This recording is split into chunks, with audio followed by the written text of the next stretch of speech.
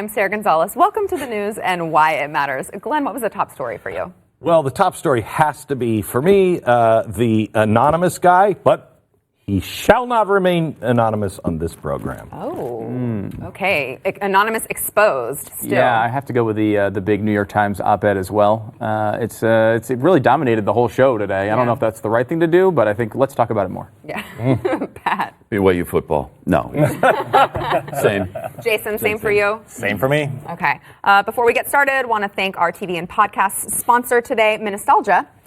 They came in here a little while ago, I guess it was a few months now, and they made these waffles that were amazing.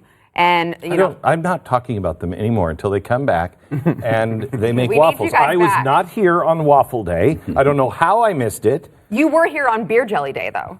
Yeah, that was good. Yeah, That there was you go. really good, yeah. But they have, it all comes from the wild rice, of course, from, as Doc likes to say, the edible memories from the Northwoods of Minnesota. I don't have any right? memories, Yeah, I know. and I'm not eating scrapbooks. I don't like that slogan. I do have one really good memory of Minnesota. It was actually happened last year, and it happened in Minneapolis, Here where we the go. Philadelphia Eagles Anyway, defeated. Shut up. they have waffle mixes from these, Really and they good. have savory ones, and they I have hear. sweet ones. So whatever you need, they've got you covered. They've got the pepper jellies, they've got the wine jellies, which I'm a big fan of, and then the beer jelly that we mentioned earlier. The waffles are really hearty too. They are. You'll like those. If you like waffles, you like those really like good, hearty, grainy waffles. Yes. Really good. You'll like it. That's what And they're my mom healthy. used to say. No, you're not. You're just You're hardy. hardy. Yeah. It was husky, good. Glenn. So That's right. It was husky. if you want delicious and you want tasty and you want healthy, you go to blazewildrice.com, use the promo code TRY10, and you can get 10% off any of their sample Love it. packs. Yes. All right. So the NYT Op-Ed. Okay. Lots to say on this. I want to get into, I would imagine you're going to take an angle on Russia. But I think this is national security. I think this is a really bad development. We have an unconstitutional attitude right now in the administration with the president. And so what's the solution? Do something unconstitutional. It's a shadow government, and it's really bad. I cannot make sense of this. It doesn't make sense. If your goal is to shield America and defend it and keep it, healthy and make sure that he does those things on Russia, the last thing you do is tell a paranoid guy, oh, by the way, there's a bunch of us in the office who think you're Looney Tunes, and we've been screwing you on Russia. And he's not paranoid. I mean, it's happening. No, he has a admitting it. reason to Yeah, be he's paranoid. actually right. Yeah. So I can't make heads or tails of it. During the show, we get a tweet from a guy who follows this journalist, and he's got like 6 followers, I think. A little more than that. But Yeah, okay. So, but he's not, we didn't know who he was at all. And he said, I have a theory. I ran all of the words through, all of the phrases through, and he said, I come up with Ian Bremmer. Now, Ian Bremmer is a guy we've just had on the show recently. He's great on Russia. But Ian Bremmer, he does not think, Ian's a writer. He doesn't think that Ian obviously is the guy. He thinks Ian's old next door neighbor and good friend and ambassador to Russia, John Huntsman Jr., is the mole, is the one who wrote it. And if you look at the words that are used in the op-ed, they're the same statements, same phrases, same words that John Huntsman uses. Also, the same words and phrases that Ian Bremmer uses. There's a real shot that this is John Huntsman wanting to distance himself now from this administration. How do you do that anonymously? You don't. well, I it mean, comes out. It comes Right. out. It comes out, and all of a you're sudden like, you were the hero this whole and time. he's fired, and he's like, oh well, I was in there just trying to make sure, and now he's the hero of the left. It also their whole family loved John McCain. All the John McCain stuff, all the Russia stuff, very little China stuff. It very well could be John Huntsman Jr. And I love that we're starting here because we could go on and talk about all these like kind of newsy parts of this, but this is just a fascinating one to me. It's fun. But if you go through his theory, he also is the big no labels guy. If you remember, he was the co-founder of the no labels movement. So if you look at, let's just say this is playing out in his head, and I feel like he has his fever dreams of being president, as he's obviously run, and Never going to be. He was in the Obama administration. He was in the Trump administration. He's got this path to say, I've worked with both sides. I'm the guy who can do the no labels thing. And I was the guy who stood up to the crowd. Yeah. Inside, I took on my own party. Yeah. I mean, he's going to have that. So it's kind of silly. And if you look at the way he kind of came up with this theory, the journalist we talked to today, he said, he went through and found all these phrases. And, Ian Bremmer is, first of all, a really good writer and also a guy who is, he's smart, but he's written a lot. So you go back to these same phrases. We all do that. So that part of it is pretty interesting. It really seemed to have locked down around Bremmer. He tried it with other officials with these same phrases and did not come up with hits. Not even with Lodestar? Yeah, and Lodestar was not part of it, which is interesting. Really? Everyone jumped on the one word of Pence being Lodestar. I haven't seen anyone else going after this one so yet. Then do you think that was intentional? He went about. They intentionally He went about 8 to 12 words into it. Yeah. He's like, there's phrases here and there are words here that really the only two that come up. He said, I just started Googling these words and phrases and with names. And he said over and over, the two names, John Huntsman Jr. and Ian Bremmer. And they were neighbors. They're friends on Twitter back and forth to each other.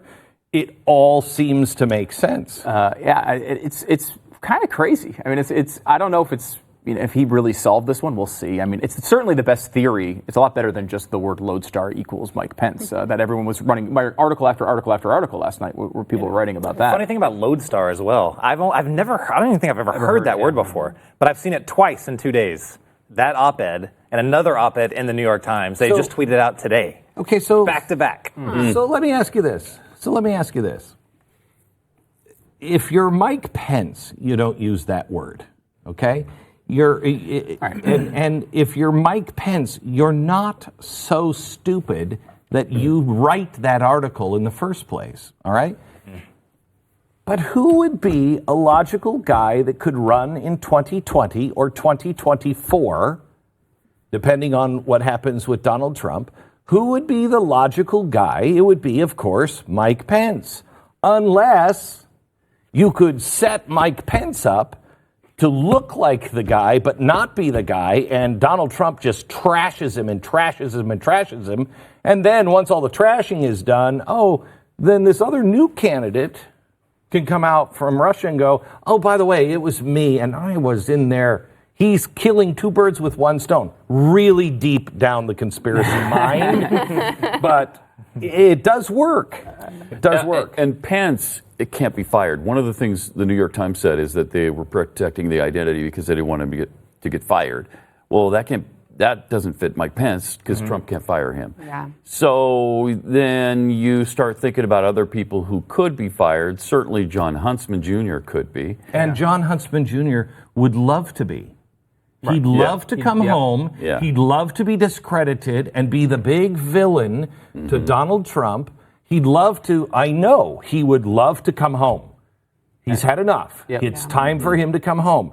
It washes him clean of all of the Russia stuff, because I was in there and I was fighting. Yep. I was fighting. It completely cleanses him. And he gets to come home with his unlimited resources and start a campaign in 2019, right? I mean, it's an interesting path if it's really what's happening. Another part of this that's interesting is we've had Ian Bremmer on a couple times this year. He had a book out that we had him on about. But we had him on one time about an appearance he did on CNN. And he was on CNN in that room, in a panel like this, where everybody thinks Donald Trump is the worst person who's ever lived. And they all think he loves Vladimir Putin. And person after person is echoing the same thing that you'd hear on CNN, any CNN panel on any day. And he actually stepped up, and he's not a conservative guy or a big-time right-winger or anything like that. And he said, everyone keeps saying this about Trump and Russia, but look at what's actually happening. Look at all these sanctions. He starts listing them off, and he's going through this, and I'm like, this is a really good case that they have actually been strong on Russia. If you think about it through this little prism here, his good friend is the ambassador to Russia, who's the guy implementing all of these things and working on them all the time. He was on our show foreshadowing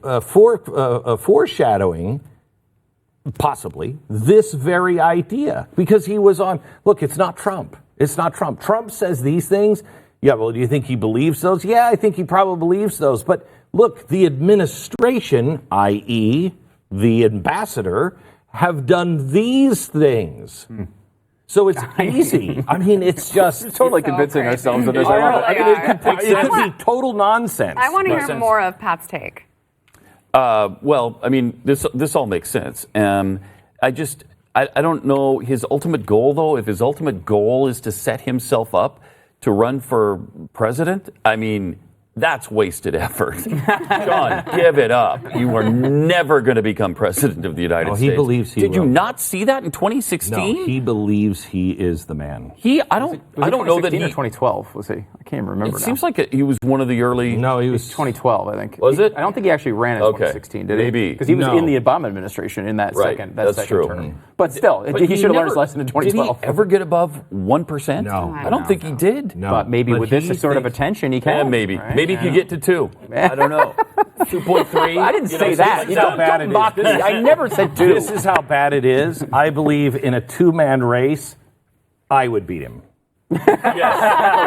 I believe that It's too. that bad. I believe that too. All right, before we get into the Russia angle, let's take a quick break. I felt like we spent the whole first break on the John Huntsman conspiracy theory. It's a great. It's a great one. It's a great one.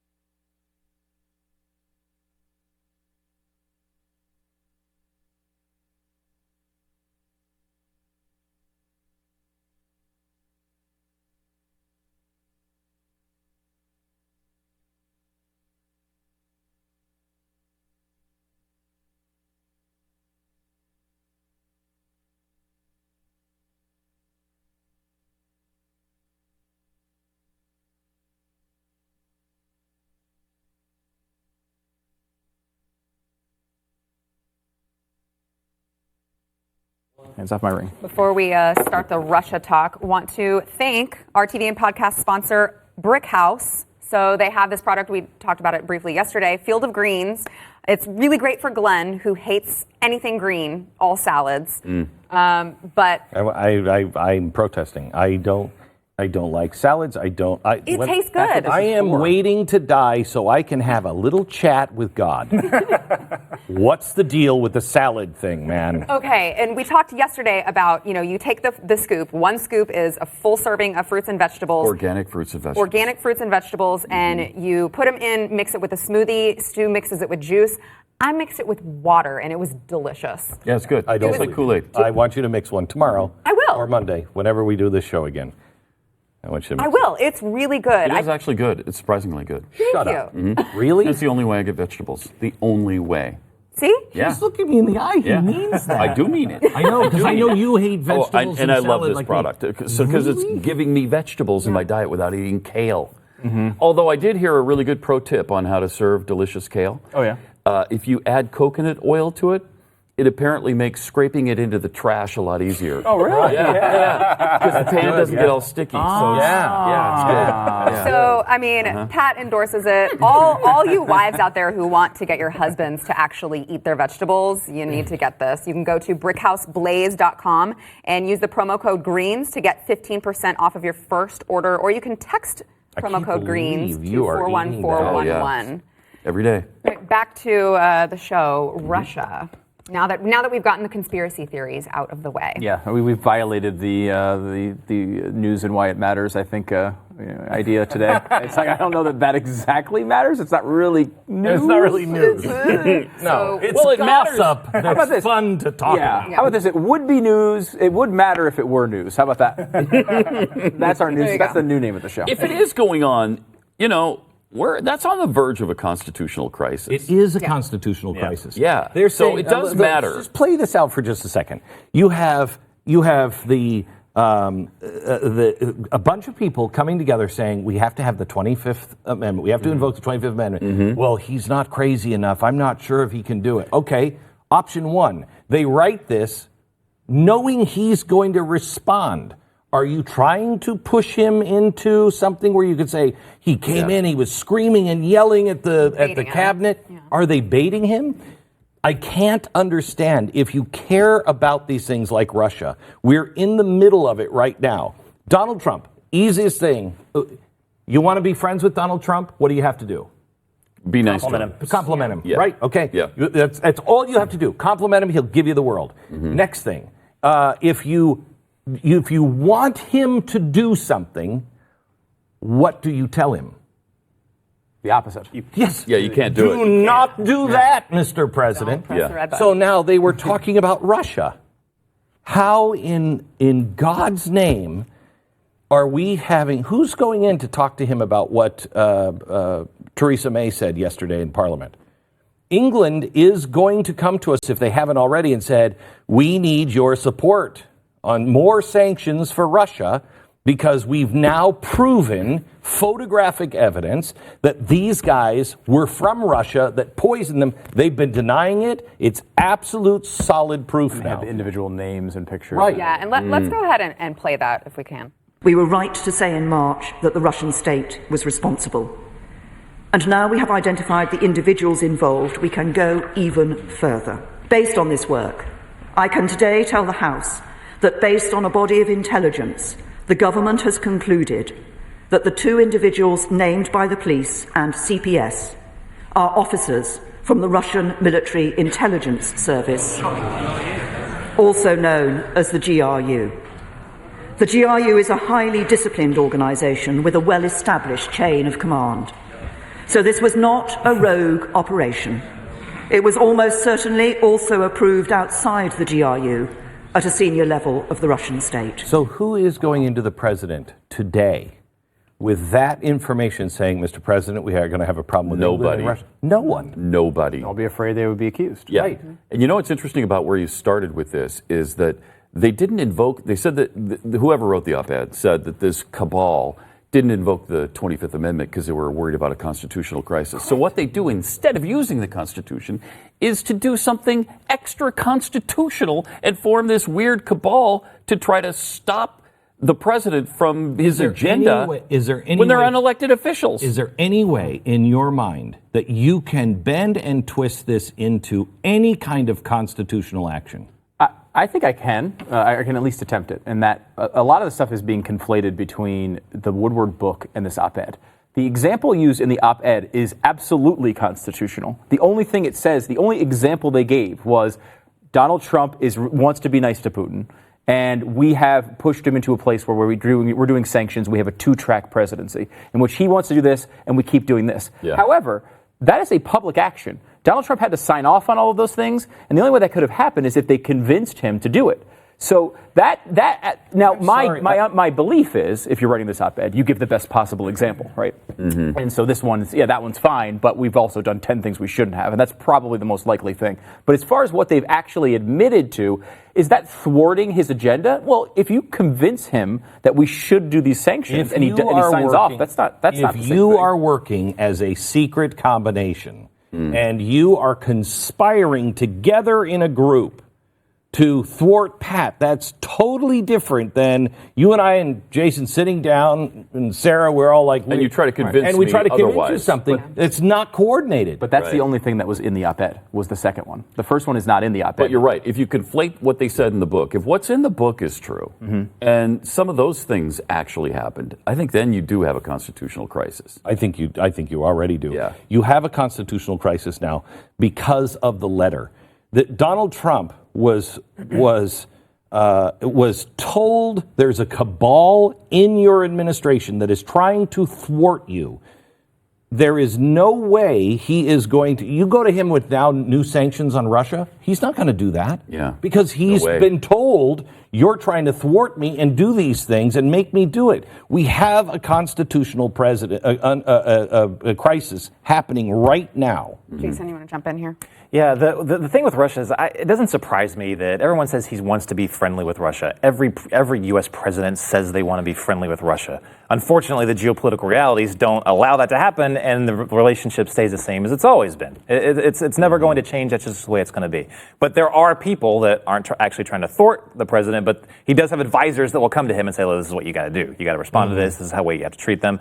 And that's when we continue to go on the way we are.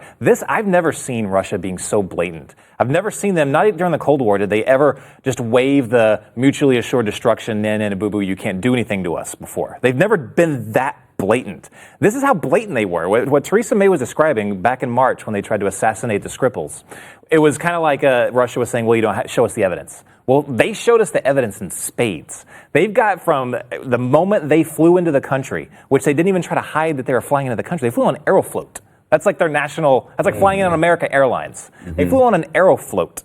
And they didn't try to hide what they were doing. The CCTV cameras have them surveilling the Skripal house, for crying out loud. And then they surveilled it one day. The next day they actually did it. Then they flew out like a couple of hours after they planted the nerve agent and then took off. They did not try to hide this. There are covert ways to try and get into the UK. All of us could get into the UK without getting our passports stamped. They didn't even try it. Why would you try to hide this when you're using a weapon that is known to be only in the hands of the Russian high security? I mean, they didn't care. They don't care. They don't care. He is telling. I remember the Russian that we had on years ago who was terrified. I think died in 6 months of being on the show. He was terrified of Putin, and he was like, it was after what's his name got the first dose of polonium. Oh yeah. And he said, look, this guy is going to kill all of his enemies. He's going to. And he's sending a message to all the people who disagree with Putin. I can get you anywhere. It doesn't matter. Oh, you're in England? I don't care. I knew we should have put that guy's home address in the email newsletter. That was a mistake. It was. So, Jason, what do you think happens next? Well, unfortunately, I think they'll just PNG, persona non grata, maybe a few more Russian diplomats. I mean, that's the low end, and which is probably what they'll do. What they should do is all of NATO, and I think most of the NATO countries backed Theresa May in the UK and said, yes, that's definitive proof. We completely agree. GRU is behind this. But unless they all get together and do something of substance, like if they all go towards... Like attack Russia? No, definitely not that. But if they... all get together and watch Hunt for Red October. Oh, wow. But you don't have to do that. What you do is you start hitting the pocketbooks of the people that surround him. Many other people have said this before, but that is how you get someone. It's happened time and time again, whether it's the Soviet Union, the Kingdom of, or present-day Federation of Russia. You start hitting those people, they'll kill him. They'll get rid of him. Exactly. That's how it's always happened. But until they decide to go after them in significance, but if you think France, the UK, the US, All these countries that have significant oligarch Russian assets in their country, freeze them all, take them, do not let them do any more business in your countries. You'll start to see a change. Because we have done some of that, right? I mean, we've Tiny amount, but just not enough. Due to the letter and everything that's happening with the press, with Russia, and who Donald Trump is, how do you present that to him today? Well, you give it to someone you don't like, and you tell them. Hey, Kellyanne, here, take this. No, it's a good question. I think that Trump would push back on it, regardless of who presented that to him. I think he would push back on it, but I don't know. What choice do you have? I really do not see any choice there. You present him with, look, this is escalating towards some kind of military conflict, which it is. A NATO ally was just attacked with a chemical weapon on their soil. I mean, just say that. That's insane. It's pretty bad. That is the reality of what happened. So look where this is escalating. You're either there or you take the light end and you start going after pocketbooks of the people surround him. He's a businessman. He can understand that. And doing what is hawkish or what is right under the circumstances to Russia because of this op-ed has a lower probability of occurring. Because of this op-ed, that position is weaker in the White House today. Yeah. So whoever put that in there, You've hurt your case. the safety of America. Apparently doesn't care that much about national security. Apparently. But really quick, if you're surrounding the president, say, look, okay, get in front of that. You make a very strong statement against Russia. This is nothing, make a very strong statement. This is all you. You are doing this to strike back at, someone that just hurt our cousins across the pond. Let you lead that charge and be very definitive. Yeah. But there's no way he'll do it. All right, back in a minute. Could do what Obama did and freeze non-existent bank accounts.